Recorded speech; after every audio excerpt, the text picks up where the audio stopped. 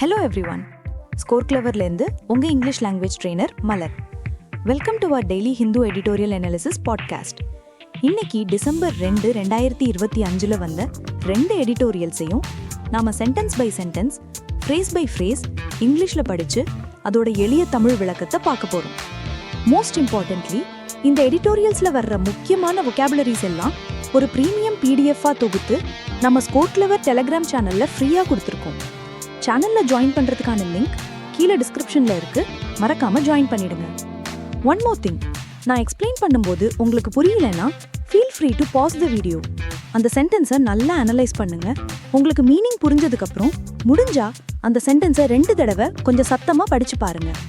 Beginners இப்படி செஞ்சீங்கன்னா I promise you, அடுத்த 6 மாசத்துல உங்கள் இங்கிலீஷ் நாலேஜில் ஒரு டிராஸ்டிக் இம்ப்ரூவ்மெண்ட் இருக்கும். So shall we start? Let's dive into the first editorial. Title: war clouds on the US and Venezuela. போர் மேகங்கள் அமெரிக்கா மற்றும் வெனிசுவேலா பற்றி. Subtitle: whatever Maduro's failings, the US must step back from its plans for Venezuela. Venezuela ஜனாதிபதி Maduro கிட்ட எவ்வளவுதான் குறைகள் இருந்தாலும் America Venezuela மேல வச்சிருக்கிற திட்டங்கள்ல இருந்து பின்வாங்கணும். Okay, let's get into the details.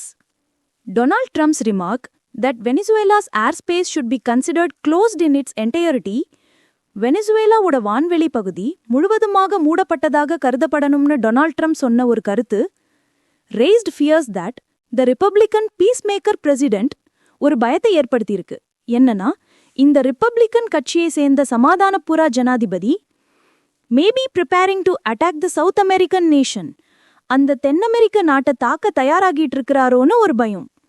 Over the past few weeks, the US has intensified pressure on Venezuelan President Nicolas Maduro. கடந்த சில வாரங்களா அமெரிக்கா வெனிசுவேலா ஜனாதிபதி நிக்கோலாஸ் மேடோரோ மேல அழுத்தத்தை அதிகரிச்சிருக்கு. By conducting strikes in the Caribbean and Pacific waters against alleged drug traffickers. Caribbean மற்றும் Pacific கடல் பகுதிகளில் போதைப்பொருள் கடத்தல்காரங்கன்னு சந்தேகிக்கப்படுறவங்களுக்கு எதிராக தாக்குதல் நடத்துறது மூலமா, அப்புறம் அந்த பகுதியில் தன்னோட படைபலத்தை அதிகப்படுத்துறது மூலமாவும் வாஷிங்டன், அதாவது அமெரிக்க அரசாங்கம் என்ன சொல்லுதுன்னா, இந்த நடவடிக்கைகள் எல்லாம் அவங்களோட போதைப்பொருளுக்கு எதிரான போரின் ஒரு பகுதிதான்னு சொல்லுது. அது மட்டும் இல்லாம மிஸ்டர் மேடூரோ தான் கார்டெல் டே லாஸ் சோலஸ் அப்படிங்கிற ஒரு போதைப்பொருள் கும்பலுக்கு தலைவரா இருக்காருன்னு குற்றம் சாட்டுது. which the US has designated as a foreign terrorist organization. இந்த கும்பலை அமெரிக்கா ஒரு வெளிநாட்டு பயங்கரவாத அமைப்பாக அறிவிச்சிருக்கு. The US troop deployment includes 2 amphibious ready groups. America அங்கே இறக்கி இருக்கிற படைகள்ல 2 amphibious ready groups இருக்கு, அதாவது தரை மற்றும் கடல் 2லையும் சண்டையிடக்கூடிய படைப்பிரிவுகள். with over 4,500 marines and sailors. அதுல 4,500க்கும் மேற்பட்ட கடற்படை வீரர்களும் மாலுமிகளும் இருக்காங்க. The Pentagon has also sent aircraft carrier USS Gerald R. Ford. அமெரிக்க ராணுவ தலைமையகமான Pentagon USS Gerald R. Ford அப்படிங்கிற விமானம் தாங்கி கப்பலையும் அனுப்பியிருக்கு. Puerto Rico, a US territory, is hosting F-35 fighter jets and MQ-9 Reaper drones. அமெரிக்காவோட கட்டுப்பாட்டில் இருக்கிற போர்ட்டோரிக்கோல F-35 போர் விமானங்களும் MQ-9 ரீப்பர் ட்ரோன்களும் நிறுத்தி வைக்கப்பட்டிருக்கு. Just across Venezuela's cost.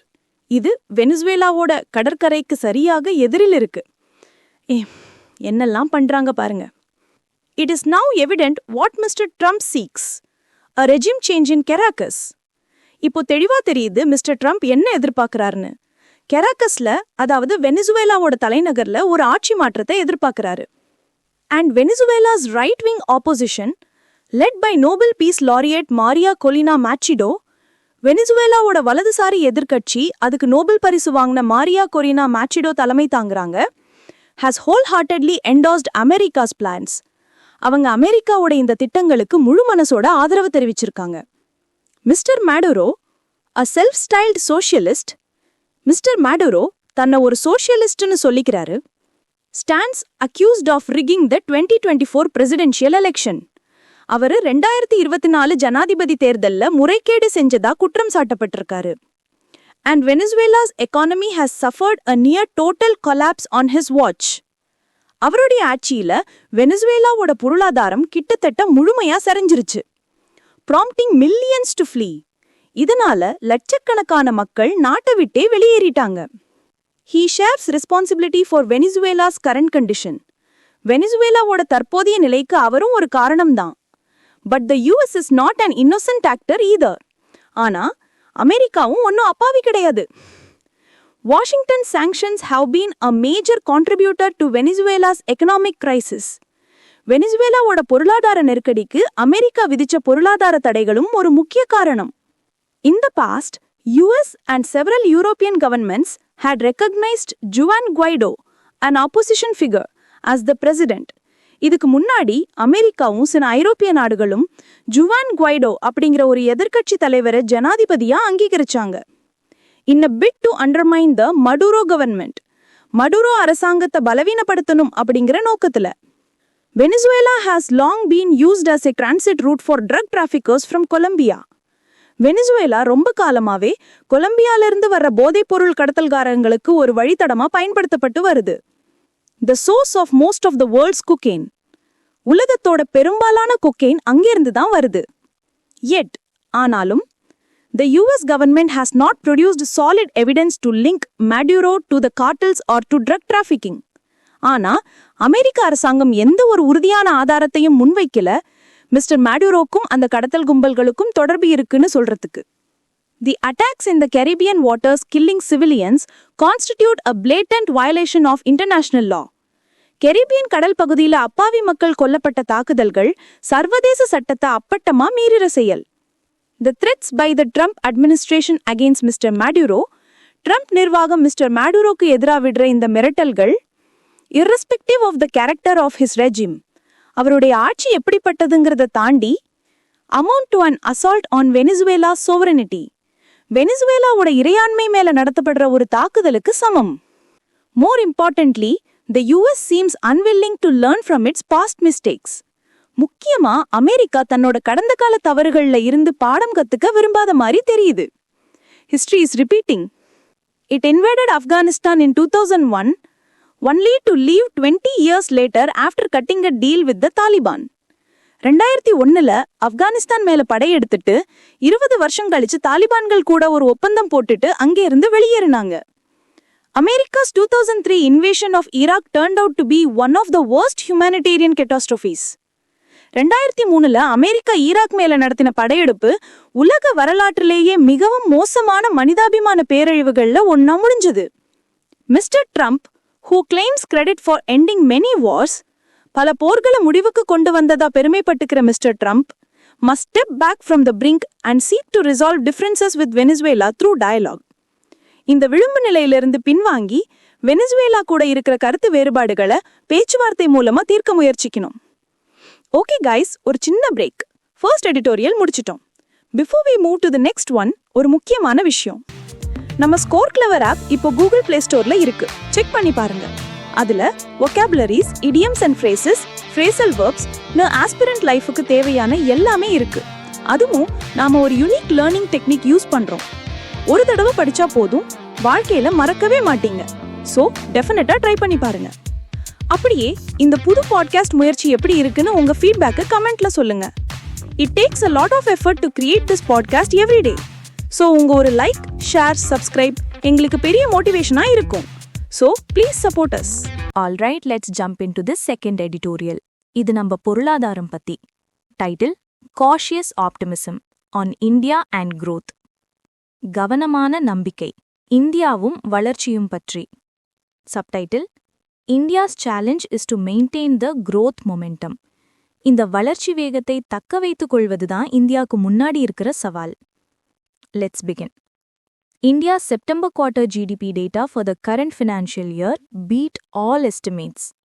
இந்த நிதியாண்டோட செப்டம்பர் காலாண்டுக்கான இந்தியாவின் ஜிடிபி டேட்டா எல்லா கணிப்புகளையும் தாண்டி வந்திருக்கு. Coming in at 8.2%, 8.2% பதிவாகியிருக்கு.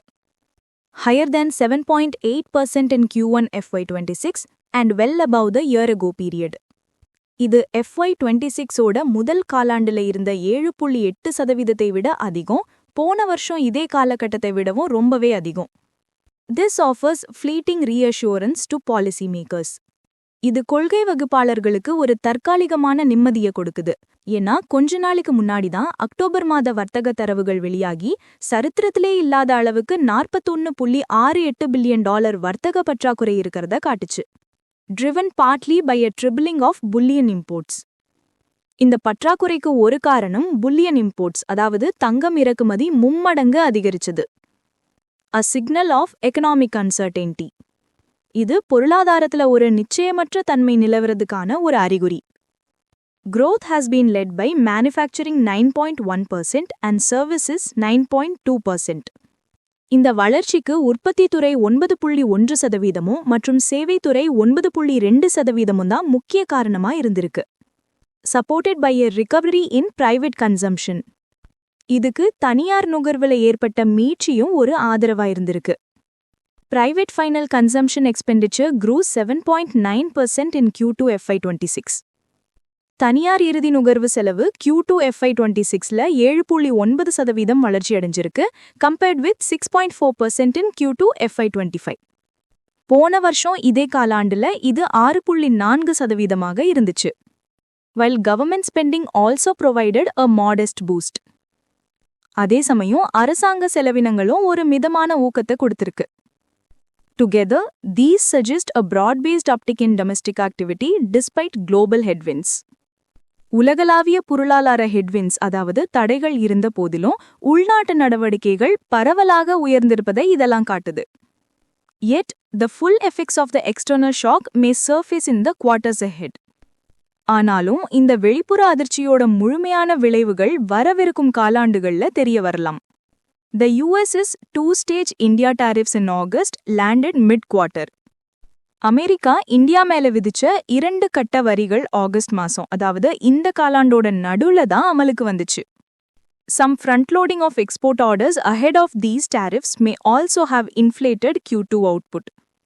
இந்த வரிகள் வரதுக்கு முன்னாடியே சில ஏற்றுமதி ஆர்டர்களை அவசரமா செஞ்சதால கூட இந்த Q2 உற்பத்தி செயற்கையா அதிகமா தெரிஞ்சிருக்கலாம். A second statistical effect is at play. இங்க இன்னொரு புள்ளி விவர விளைவும் வேலை செய்யுது. Retail inflation fell to 0.25% in October, the lowest in the current CPI series. சில்லறை பணவீக்கம் அக்டோபர்ல 0.25% குறைஞ்சிருக்கு. இது தற்போதைய CPI தொடர்ல மிக குறைவானது. Contributing to a GDP deflator reportedly below 1%. இதனால GDP deflator 1%க்கும் குறைவா இருந்ததா சொல்லப்படுது. A deflator this low mechanically inflates real GDP relative to nominal. ஒரு deflator இவ்ளோ கம்மியா இருந்தா அது nominal GDP-ஐ விட real GDP-ஐ தானாகவே உயர்த்தி காட்டும். அதாவது விலைவாசி உயர்வை கணக்குல எடுத்துக்கிட்டு உண்மையான வளர்ச்சியை கண்டுபிடிக்கிற டூல் தான் deflator. அது கம்மியா இருந்தா வளர்ச்சி அதிகமா தெரியும். The narrow gap between nominal GDP 8.7% and real GDP 8.2% underscores this. Nominal GDP 8.7% மற்றும் real GDP 8.2% இடையில் குறுகிய இடைவெளி இதுதான் உறுதிப்படுத்துது. Should inflation rise or input costs firm up? ஒருவேளை பணவீக்கம் அதிகரிச்சாலோ அல்லது உற்பத்தி செலவுகள் அதிகரிச்சாலோ, உதாரணமா இந்தியா ரஷ்யா கச்சா எண்ணெயை விட்டுட்டு மத்த இடத்துல இருந்து வாங்க ஆரம்பிச்சு எண்ணெய் விலை ஏறினா, headline GDP growth may moderate. Headline GDP வளர்ச்சி குறைய வாய்ப்பிருக்கு. The RBI's upcoming Monetary Policy Committee meeting adds uncertainty. RBIயோட அடுத்த Monetary Policy Committee கூட்டம் ஒரு நிச்சயமற்ற தன்மையை சேர்க்குது. As any policy rate will shape demand side pressures. ஏன்னா அவங்க எடுக்கிற எந்த பாலிசி ரேட் முடிவும் தேவை சார்ந்த அழுத்தங்களை உருவாக்கும். The gross value added breakdown shows construction growing 7.2%. Gross value added, அதாவது மொத்த மதிப்பு கூட்டல் தரவுகள் படி கட்டுமானத்துறை 7.2% வளர்ந்திருக்கு. And the services subsegment of financial, real estate and professional services rising 10.2%. சேவைத்துறையில் நிதி, ரியல் எஸ்டேட் மற்றும் தொழில்முறை சேவைகள் 10.2% உயர்ந்திருக்கு. Indicating that capital-intensive, capital-linked sectors have been central to this momentum. இதிலிருந்து என்ன தெரியுதுன்னா, அதிக மூலதனம் தேவைப்படுகிற உள்கட்டமைப்பு சார்ந்த துறைகள் தான் இந்த வளர்ச்சி வேகத்துக்கு மையமா இருந்திருக்கு. Monthly industrial indicators reinforce this pattern. மாதாந்திர தொழில்துறை குறியீடுகளும் இதே பேட்டர்ன் தான் உறுதிப்படுத்துது. The IIP rose 4% in September. செப்டம்பர்ல IIP அதாவது தொழில் உற்பத்தி குறியீடு 4% உயர்ந்திருக்கு. With core capital intensive categories like steel 14.1% and cement 5.3% recording strong gains. இதுல முக்கிய மூலதனம் சார்ந்த பிரிவுகளான ஸ்டீல் 14.1% மற்றும் சிமெண்ட் 5.3% வலுவான வளர்ச்சியை பதிவு செஞ்சிருக்கு. This aligns with the impact of RBI's 3 repo rate cuts this year. இது இந்த வருஷம் RBI 3 முறை ரெப்போ ரேட்டை குறைத்ததோட தாக்கத்தோட பொருந்தது. Which lowered the policy rate to 5.5% in June and may have supported investment activity. இது பாலிசி ரேட்டை ஜூன் மாசம் 5.5% குறைத்து முதலீட்டு நடவடிக்கைகளுக்கு ஆதரவா இருந்திருக்கலாம். Crucially, the composition of growth remains skewed. மிக முக்கியமா இந்த வளர்ச்சியோட கட்டமைப்பு ஒரு பக்கமா சாஞ்சிருக்கு, ஸ்கியூடா இருக்கு. The quarter's expansion has been driven by capital-intensive and higher-skill sectors. இந்த காலாண்டோட வளர்ச்சி அதிக மூலதனம் மற்றும் அதிக திறன் தேவைப்படுகிற துறைகளால இயக்கப்பட்டிருக்கு. உதாரணமா banking and technology. While high employment labor-absorbing sectors continue to lag. ஆனா அதிக வேலைவாய்ப்புகளை வழங்கக்கூடிய நிறைய தொழிலாளர்களை உள்வாங்கக்கூடிய துறைகள் இன்னும் பின்தங்கியே இருக்கு. இதுதான் கவனிக்க வேண்டிய விஷயம். IIP data for the past 6 months also point to weak rural consumption. கடந்த 6 மாத IIP தரவுகள் கிராமப்புற நுகர்வு பலவீனமா இருக்கிறதையும் காட்டுது. There is therefore reason for cautious optimism. அதனால நாம நம்பிக்கையோட இருக்கலாம், ஆனா கொஞ்சம் கவனமான நம்பிக்கையோட. But the September quarter growth spurt appears concentrated in better paying formal sectors. ஆனா இந்த செப்டம்பர் காலாண்டு வளர்ச்சி நல்ல சம்பளம் கிடைக்கிற ஃபார்மல் செக்டர்ஸ்ல அதாவது முறை சார்ந்த துறைகள்ல மட்டுமே குவிஞ்ச மாதிரி தெரியுது. Even as low income export linked labor intensive segments struggle. அதே சமயம் குறைந்த வருமானம் ஏற்றுமதி சார்ந்த மற்றும் அதிக தொழிலாளர்கள் தேவைப்படுற பிரிவுகள் தொடர்ந்து போராடிட்டு இருக்கு. With September and October trade data already flashing warning signs, September மற்றும் அக்டோபர் வர்த்தக தரவுகள் ஏற்கனவே அபாய எச்சரிக்கைகளை காட்டுறதான, it might be too early to conclude that this pace of growth could be sustained. இந்த வளர்ச்சி வேகம் நீடிக்கும்னு இப்போதே ஒரு முடிவுக்கு வரது ரொம்ப சீக்கிரமா இருக்கும். So that's a wrap on today's editorials. ஒன்னு ஜியோபாலிட்டிக்ஸ் பத்தி, இன்னொன்னு நம்ம எக்கனாமி பத்தி. Hope it was useful. And before I sign off, a very exciting announcement. நீங்க நம்ம பாட்காஸ்ட்ல கத்துக்கிட்ட vocabulary-ய டெஸ்ட் பண்ண தயாரா? Score Clever proudly presents the Editorial Vocab League. இது நம்ம எடிட்டோரியல் vocabulary-க்கான IPL மாதிரி. டெய்லியும் ஈவினிங் 7 மணிக்கு நம்ம டெலிகிராம் சேனல்ல லைவா நடக்கும். இன்னைக்கு நம்ம பார்த்த எடிட்டோரியல் vocabulary-ல இருந்து தான் questions வரும். Monthly leagues, scores and rewards-னு எல்லாமே இருக்கு. So if you want to test your vocab power and have some fun, you know where to be. Join the Vocab Lead on our Telegram channel. Joining link is in the description. This is Malar from Score Clever, signing off. Bye bye, take care and keep learning.